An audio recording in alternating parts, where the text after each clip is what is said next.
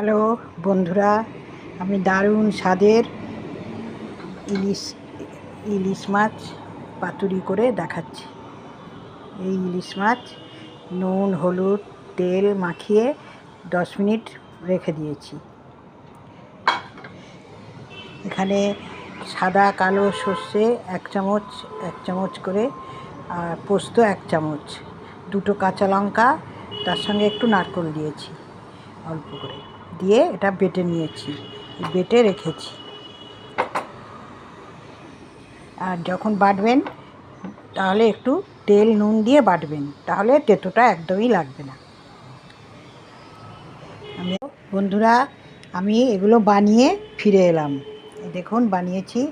সব কলা পাতা এইভাবে মুড়বেন, এভাবে মুড়ে নেবেন।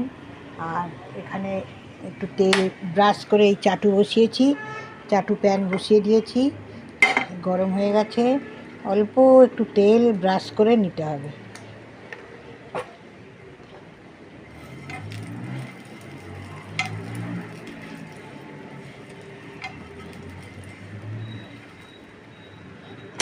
তেল ব্রাশ করে আমি এক এক করে দিলাম, ছেড়ে দিচ্ছি। এইভাবে বসাবেন।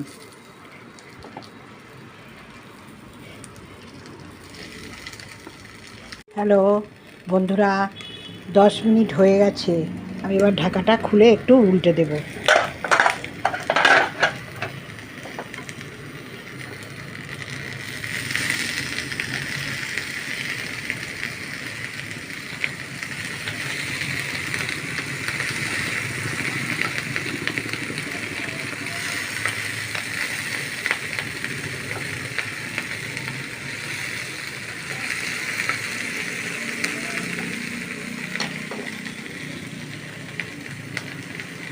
আবার 10-12 মিনিট আবার একটু হোক, আরও 10 মিনিট হয়ে যাক, তারপরে আবার ঢাকাটা খুলব। হ্যালো বন্ধুরা, আমি এই ঢাকাটা খুলছি। দেখুন ফুলে উঠেছে, দেখছেন সব ফুলে ফুলে গেছে, হয়ে গেছে।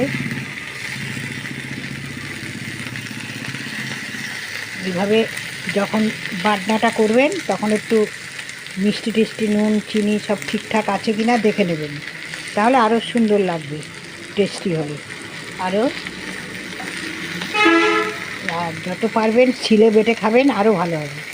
মিক্সির থেকে পোস্তটা সর্ষেটা শিলে ভালো লাগে খেতে, শিলে একটু খাবেন আরও ভালো লাগবে। দেখুন হয়ে গেছে।